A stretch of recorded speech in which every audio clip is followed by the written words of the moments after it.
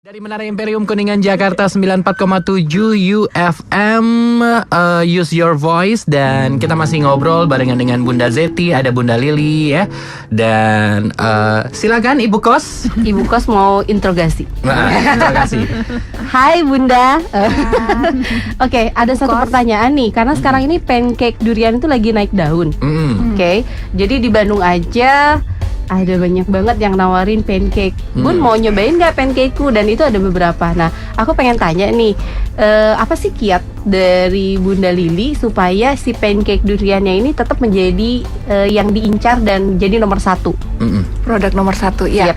Memang sekarang olahan durian, terutama pancake ini udah banyak sekali kompetitornya. Tapi saya nggak takut karena dalam bisnis itu memang apa ya? Persaingan pasti ada. Ya itulah namanya. Kayak punya fun sendiri-sendiri iya. lah. Jadi artis ada fun masing-masing. Yang membedakan apa? Yang membedakannya pancake-nya? Produk kualitas oke, kita pakai durian Medan. Kemudian Harusnya di bawah ya itu ya pancake-nya. ada di belakang, ada di belakang. Bye-bye. Nggak diliatin gitu masuk YouTube bang. Ada di kulkas ternyata. Packagingnya juga harus oke kan. Dan yang terutama kita harus tahu kita mau bidik pasar yang mana. Kalau saya jujur saya bidik pasar menengah ke bawah. Jadi kalau misalnya menengah ke bawah juga oke, jadi yang ke atasnya juga oke gitu. Gitu. Ambil dari bawahnya dulu baru bisa naik ke atas. Iya, gitu, kalau Bun. misalnya menengah ke bawahnya sudah oke, harganya murah, produknya juga enak, yang menengah ke atas juga akan ikut-ikutan mencoba. Bukannya menengah ke atas, kalau udah di menengah ke bawah udah ngetop, kita cari yang lain yang lebih eksklusif ayo. Oh, enggak. Hah? Enggak ya? Produk saya murah tapi tidak murahan. Mantap sekali. Makin penasaran ya. Berapa jam lagi sih? Jadi, ibaratnya kalau ala-ala Jupe, bici not slutty. Nah ini kalau misalkan pengen coba duriannya Bunda Lili, itu harus kemana you loversnya? You Loversnya saya mangkal di Depok. Ojek. Standby-nya di Depok, saya di M Yusuf, di Rukup Sona Mungil. Oke, namanya apa namanya? Duran. Duran. Duran Band. Iya. Memang terinspirasi dari band itu. Duran dari grup ini. Ada Facebooknya atau Twitter Ada. atau apa gitu? Ada kalau Facebooknya, kalau Twitter Duran tuh. Duran tuh. Oke. Kalau untuk Facebooknya Duran. Barangkali mau kasih voucher barangkali ke sana ya. Kata dia, ini harga temen lagi, ngeluarin biaya lagi, pusing deh gue. Kapan diundang? bisnisnya? Kan udah diundang. Udah 5 Bo di kulkas buat kita. Kalau Bunda Seti?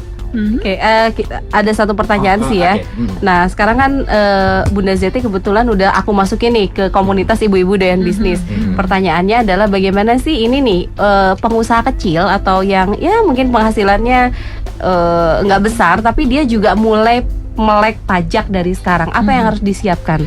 Itu bagus. Kalau dari awal udah melek, bagus. Jadi itu sudah istilahnya sudah menghindari kebangkrutan yang pertama dulu gitu kan ininya. Jadi memang sudah sangat bagus. Dan pada waktu di IDN, pada waktu saya keluarkan idea itu mereka sangat antusias sekali gitu. Artinya sudah minimal misi saya sudah terlaksana lah gitu. Bagaimana saya berbagi untuk sesuatu yang dibenci gitu, yang orang tidak suka gitu kan ininya. Jadi mulai dari kecil memang harus sudah disiapkan.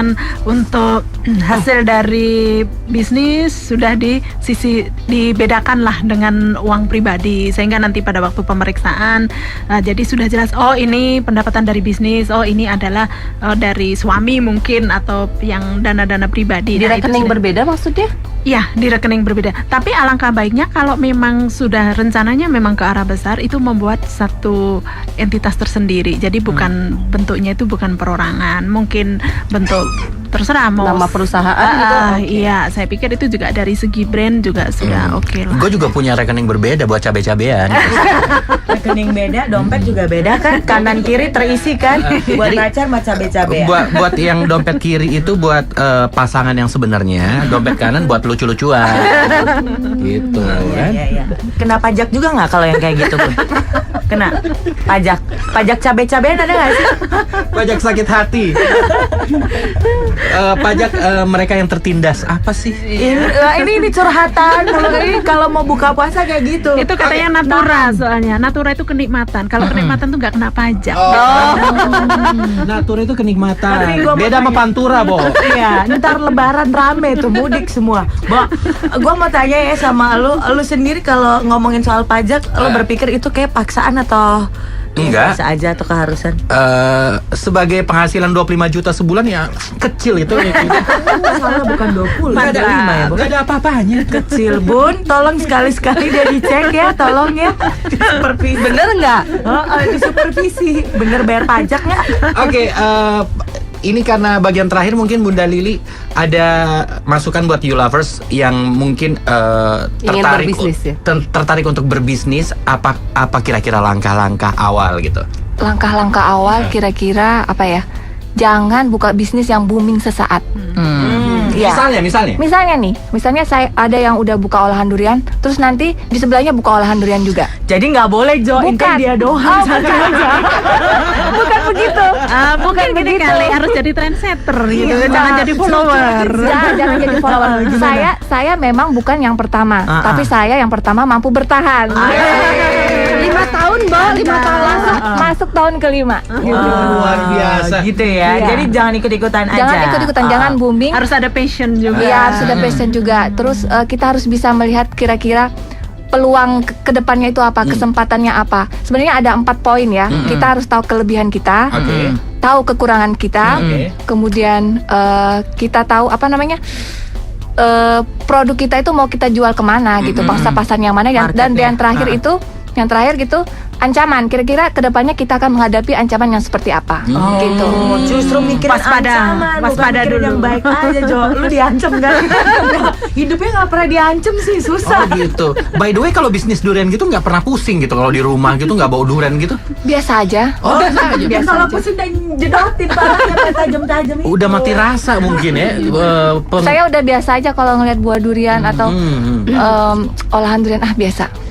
Kulitnya bisa dijadiin buat pijet-pijetan kan, kesehatan ya kan, tusuk-tusuk pijet sehat. Kalau Bunda Zeti ada yang mau disampaikan untuk you lovers mengenai pajak khususnya? Ya, yang jelas ya itu tadi, apapun tolong dipersiapkan dengan baik, minimal jangan benci dulu Iya. gitu. Jadi tolong dimengerti, tolong diselami, karena itu yang akan menyelamatkan untuk kedepannya. Kalau enggak, waduh, saya takut nanti pas bangkrut itu nggak enak banget gitu. Karena kebanyakan orang yang kena denda pajak sampai sekian besar itu bukan karena keliru, karena ketidakmengertian saja. Jadi cuman karena salah paham aja, cuman karena nggak ngerti gitu bisa kena denda nggak karu-karuan ininya. Tak kenal maka tak sayang. Iya, benar-benar. Kalau nggak ngerti langsung aja datang ke kantor pajak gitu. Boleh di kantor pajak aja namanya. telepon Bunda Zeti. Boleh. Mahal, Bo, kalau telepon Bunda Zeti konsultan. No. Gurih. Buat investor asing doang katanya. Indonesia nggak mau, dia nggak Tak terima. kenal maka tak sayang. Kalau misalnya nggak kenal, pale lu peyang. Coba gue pegang pala lu. Oke, Bunda Kos. Bunda Kos. Oke, Bunda Kos nggak ngasih tips atau apapun, tapi kita nih si Ibu Kos bawa 3 kaos untuk yang paling aktif nge-tweet ya, atau untuk apa sih? Terserah lah gitu. Tapi kaos ini dari Hypernet. Hypernet ini salah satu ISP di Jakarta. Oke, thank you buat Bunda Zeti, Bunda Lili, Bu Sama-sama. Kos telah hadir di studio kita UFM. Sampai jumpa. UFM 94,7.